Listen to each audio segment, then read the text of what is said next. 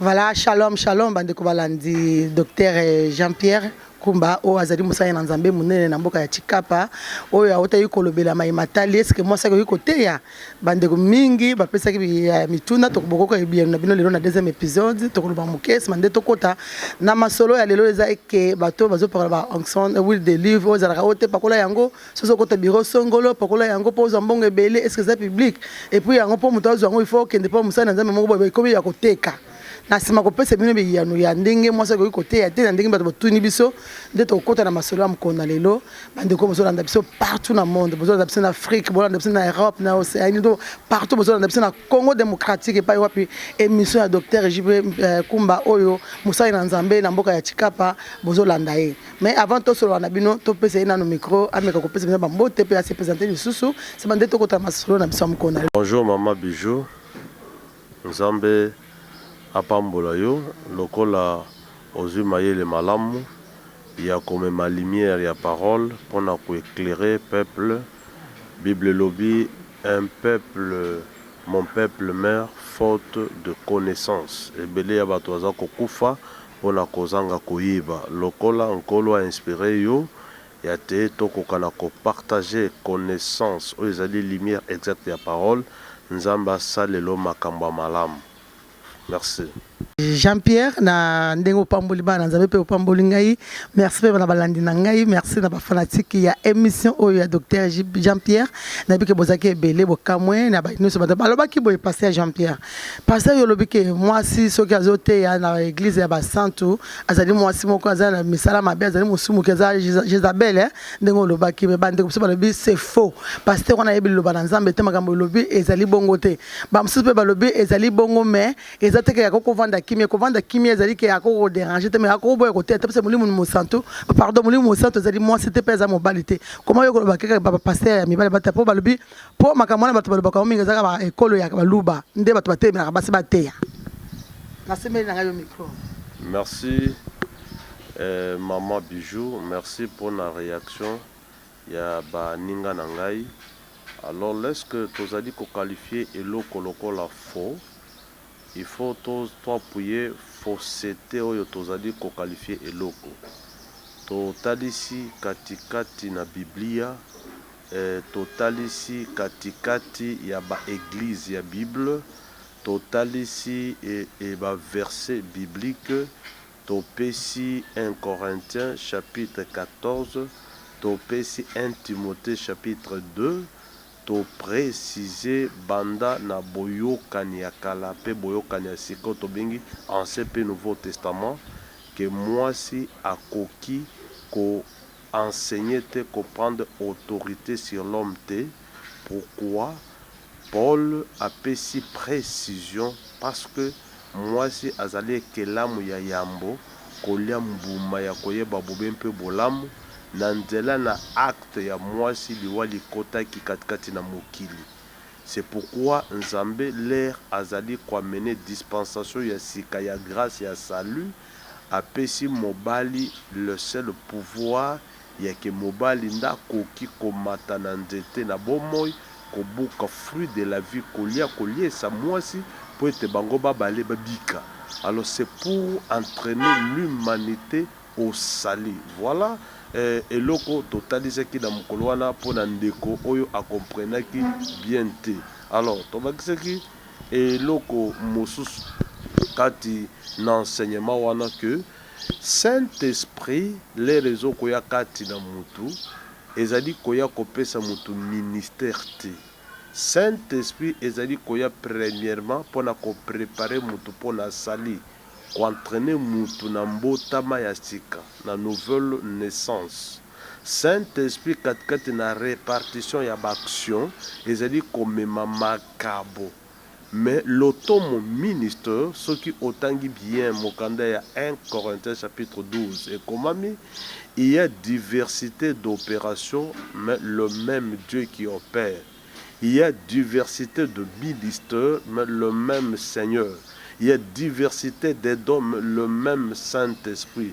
Le ministère, c'est Jésus, celle qui donne cette capacité ministérielle où ils allaient revêtir la autorité, où ils nkolo aloba na Adam alobi Adam na établir yo chef ya mwasi.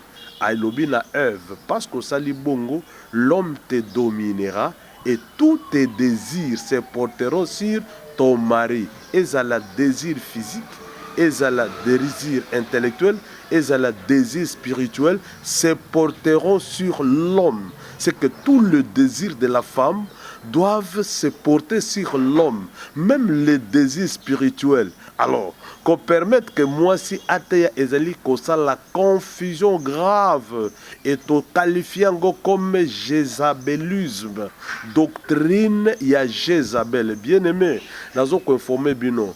Mukolo Jézabel azwaka monopole ya religion ya culte na Samarie na Israël, bato na bosembo bakufaka. Jézabel tango abandi kopesa programme ya culte yoka eloko yaka. L'air mukolo moko Akabu mobali waye akoti na souci na misu. Moi ça tourne point na souci abi nazaki na bengeki mutu moko na komo na bot atekelange elanga na ye na bot aboyi koteka elanga. Jézabel ko sans société ngai na kopesa yo elanga wana. Jézabel a programmé jeûne de prière moi si na Israël. Jézabel a organisé jeûne de prière a programmé convoqué batu. Atali bisika na bota fukama ki na jeûne wana zo kosambela jeûne programmé par moi si. Azu batu mabe mibale atie zinga na boto mutu na bosembo. Tango na bota azali kobelela yawe nkolo bato wana batelema babito yoki na boto azali kolakela nzambe mabe. Consigne complot oyo mwasi Jézabel asalaka. Bato batelema bakanga na boto mutu na bosembo babamba ye mabanga akufa likolo la Jézabel. Na église oyo Jézabel mwasi parce que Saint-Esprit bozolo bake mwasi za na Saint-Esprit ezali uniquement esprit ya Jézabel oyo tobengi esprit ya confusion religieuse oyo tobengi esprit ya Babylonie ya grande Babylone oyo tobengi masanga ya mwasi Apocalypse 17 oyo elangwisi basi ya lelo pola koentraîner liwa ya Nabot l'air mwasi azali kokamba la chose sainte. Alors la preuve en eux que Jésus-Christ, le maître et la dispensation aïe, a puni 12 hommes. Jésus n'a pas choisi même une seule femme. Waouh. Voilà, merci beaucoup, docteur Jean-Pierre na yanona aussi ko pesa bandeko balandi. J'espère bozui yanona bino et pas ya musa na Nzambe alobi tango aponaki les 12 apôtres mais na ka jona ta mwasi moko azala kité. Qui sont pour et qui sont contre. Wana ezali point d'interrogation. OK, les autres sur le bongo maimatali ou des livres ou donc son autobanga souvent ba to ba comment koteka yango ba komi ko kena pas prophète songolo pasteur songolo opesi mbongo apeso yango comme otambo nango moni ezali ko pesa chance et ko longolo malade place ko za la taba chelo poison ni ndingi le pasteur kayema kana ko expliquer biso. Ou des livres, ou donc son oyo, bateau, bah comment ça la on dingue, bah on balingi, bah comment côté c'est ça biblique, c'est ça biblique parce que c'est verset biblique, c'est ça biblique t'es américain ko expliquer bah en Nzambe, au batan kacha ko bunga, parce que Bible le bi, ko ye ban Nzambe ezali bandeli ya mayel, mais le comment ça ko ye bin Nzambe au bungi c'est na mayel ozanango, pasteur Jean-Pierre docteur, mais là ko expliquer bah en Nzambe, mais matali ou des livres ou bien to benga quand ou donc c'est pour battre kakayango. Merci maman Bijou. Ba pasteur bazali ko utiliser l'huile d'olive bazali égaré. Ce sont des satanistes, ce sont des féticheurs, ce sont des loups ravisseurs bazali komema sangmalamu pona ko égaré. Ce qu'il faut qu'on recourir na verset oyo et lobi likambo ya huile d'onction katikati na Nouveau Testament. Tozo komona mokanda ya Marc 6 te tozo komona mokanda ya Jacques 5:14. Tokoki kotanga Jacques 5:14 pour te tozo exactitude ya usage ya huile d'onction ou huile d'olive. Thomas Jacques alobi, quelqu'un parmi vous est-il malade qu'il appelle les anciens de l'église et que les anciens prient pour lui enloignant d'huile au nom du Seigneur. La prière de la foi sauvera le malade et le Seigneur le relèvera. S'il a commis des péchés, il lui sera pardonné. Alors, l'huile d'olive katikati na foi ya ba juif ezalaki eloko tobengi na lopoto l'ablution. C'est que liquide moko baza kuutiliser pona kopetola bato na mbindo. Mingi mutu soko azaki na bokono ya maba azaki kofanda nesika ya bato te, bazaki kobwake na zamba. Lera aza kobika na maba maye bazaki kobianga nganga na nzambe aye akontrole soko amoni maba malimwe azalaki kozwa mafuta azokopakola ye po ete azonga nesika ya bato nyonso. Alors tango tozo kozonga katikati na Nouveau Testament, Toma Yakobo azali koloba na bakilisto. Alobi soko mutu azokobela abenga bampaka ya ekelesia, bampaka baya bapakole mafuta na kombo na mokonzi. Soko asali masumu akolimbisa ye, losambo na kondima ekobikisa mutu na bokono. Alors na conception ya bayuda, maladi ezaki bosoto na nzoto. Malade ezaki impureté corporelle. Alors l'huile dont on a utilisé dans Jacob, dans le livre de Jacques, ce n'est pas l'huile qui avait la faculté ya ko guérir te. Ezali huile oyo baza ko utiliser na foi ya ba juif comme étant un liquide ezaki ko purifier mutu na malade. Ce qui otangi bien lobi que s'il a fait quelques péchés, lui sera pardonné. C'est que l'huile traitait la notion du péché parce que la maladie était considérée comme une impureté.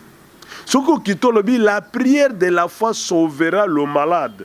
Vous comprenez que ce qui sauve la maladie, ce n'est pas l'huile, ce qui sauve la maladie, c'est la prière de la foi qui sauve le malade. Alors, ce sont des pasteurs qui ne maîtrisent rien sur les Écritures. Bazali kosala abus kotordre sens ya ba écriture. Na katikati na ekelesia kolo Yesu apesi église mafuta te. Kolo Yesu otangi olobi ke mafuta soki mutu abeli babenga bampaka ya lingomba baoza mafuta parce que mafuta wana ezaka prière ou bien bakoza mafuta ya solo wana mafuta bengi huile d'olive. Mafuta bazaki ko appliquer na foi juive, pas na foi chrétienne. Soko otangi mokanda ya Jacques chapitre 1 verset 1, il s'adresse aux 12 tribus d'Israël.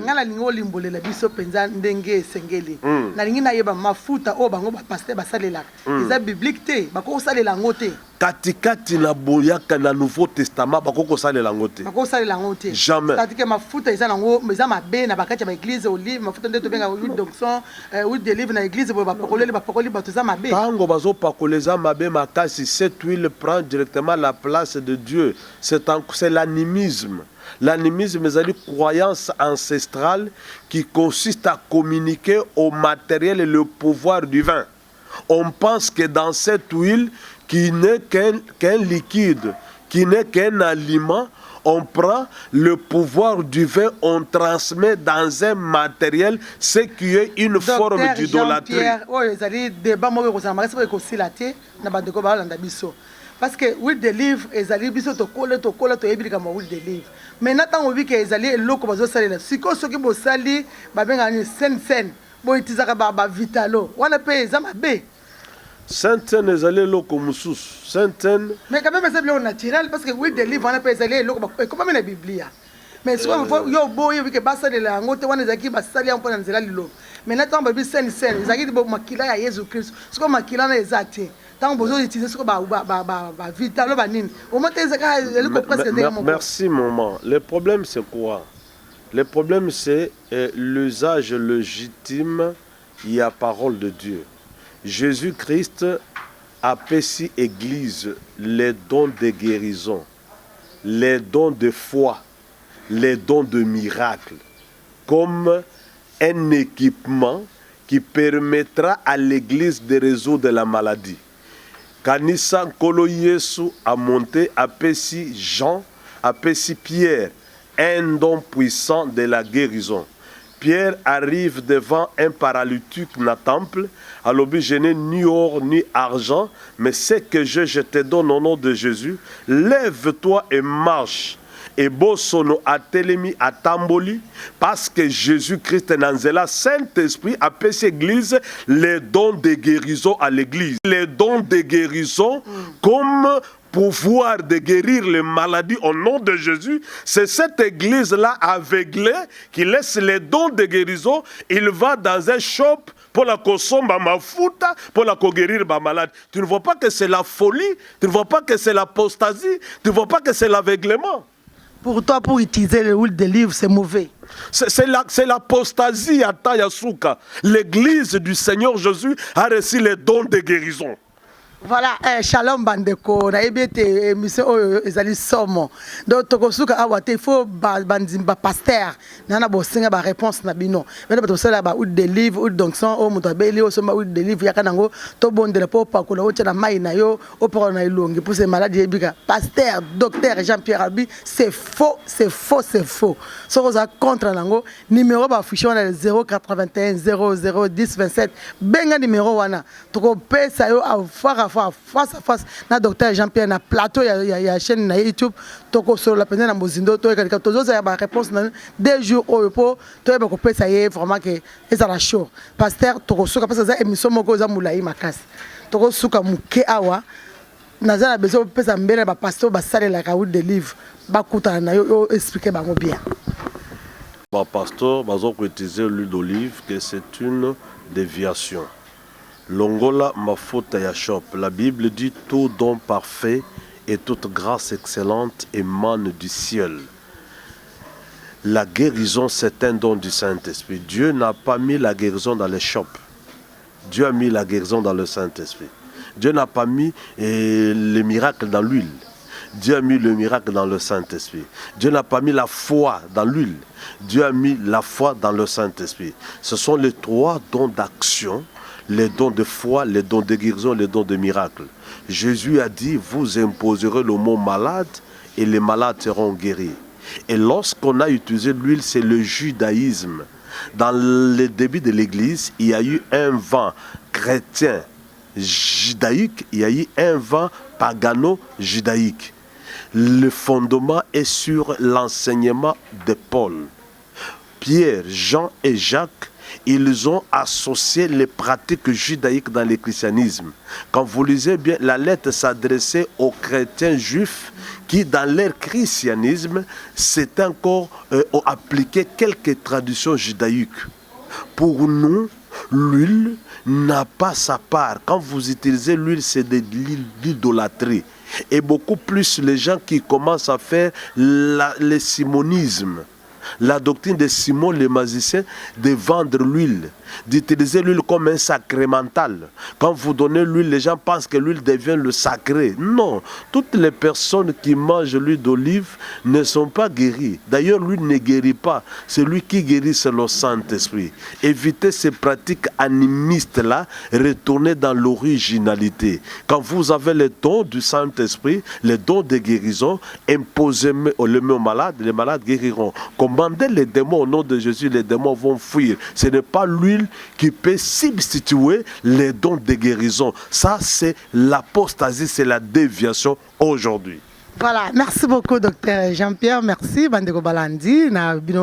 Mama Afrika bijubimpe mwasi ya maile fondation maile ya mwasi na biki basi ya maile nyonso oyo bazalanda biso tufana bosenga na bino na kati ya fondation basi ya maile oyo tozalaka nango mikolo nyonso pona kosunga misala ya mokonzi ya mboka na lutte contre la pauvreté yom tozolanda biso émission oyo vraiment ezali émission kitoko makasi na pesi mbela na ba pasteur nyonso bazolanda docteur Jean-Pierre pona makamba otikoloba na ya onction de livre soza na tembe to pesa numéro na ye obenga bosolo. Mais boye beke bino se besoin na Chikapa besoin na Grand Kasai okoyi pe ko futa billet na po ko na Chikapa parce que pasteur kasana bilu to yoka ona munoko na ye oyo akote ya bana na Nzambe oyo ko don oyo Nzamba pesa ye akobonde pe na babeli pe bakobika mais akotiliser ou de livre te vraiment to yoka ye apesa biso date ya bilulu wana ekozala mukoloni.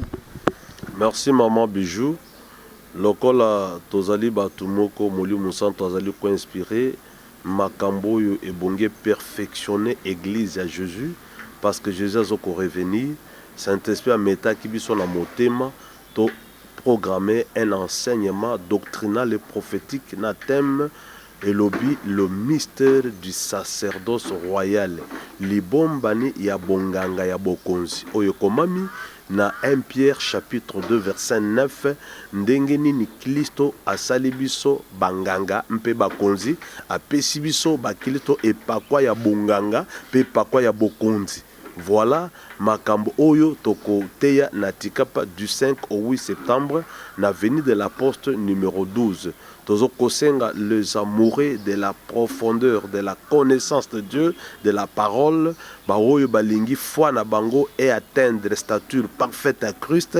Tozo ko inviter bango bakokana koya soit bazala connecté parce que chaîne abiso YouTube ekozala ya kofongwama po ete batu nyonso partout dans le monde bakokana koyamba bili ya molimo oyo kolisaka bato katikati na molimo. Voilà, merci beaucoup Bandeko Balandi, merci na docteur Jean-Pierre, merci na Binos Bolandi Biso, merci na héritier Mobali Amaele Mutumuke Bongo Ebele, oyo asala ke va ba image comme ça bino na ndako na bino sans permission. Merci pe na bino moto tala biso, to ko boka pe ba image wana avant pe boko mona publicité na biso ya le 5 septembre ozo banda bongo na Chikapa, biso mo to zala wana boko yeba ndenge nini pasteur azo sala msana na Nzambe pe ndenge azo sakola pe ndenge azo teya. C'est-à-dire que teya na ndenge Nzamba pression. Merci beaucoup na Bandeko Balandi Biso. Bokolanda pe biso oboza pe pembeni biso pe na biso mituna na lobaka soba ke soki yezo zongi na note toza sona 3e épisode bosikala malamu bye.